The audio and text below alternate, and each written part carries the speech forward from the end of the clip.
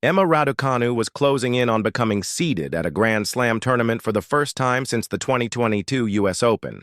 Raducanu is a former U.S. Open champion and is currently enjoying her best run of form since winning her maiden Grand Slam title.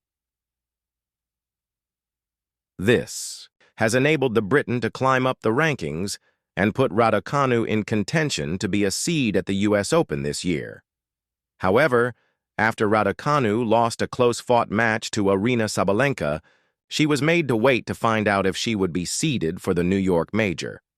Emma Raducanu has been pushed out of the seeded places for the U.S. Open Grand Slam singles draws have 32 seeded players, but after both Paula Badosa and Qin Wenjing withdrew from the U.S. Open, this meant that the player ranked at 34th would be the last seed.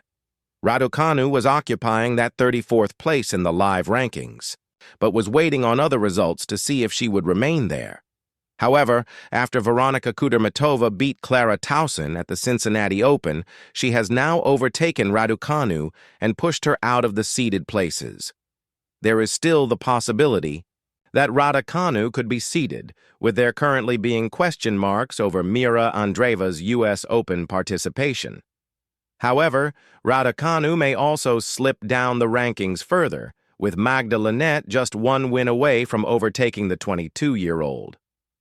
Why? Emma Raducanu not being seeded for the U.S. Open may not be a bad thing, although it would have given her some assurance. Raducanu being seeded may not have been as good as it looked.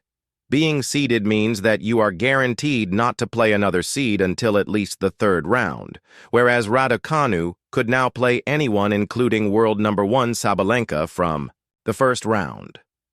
This could be a problem for Raducanu, as her Grand Slam losses this year have only come to either Sabalenka or Iga Swiatek.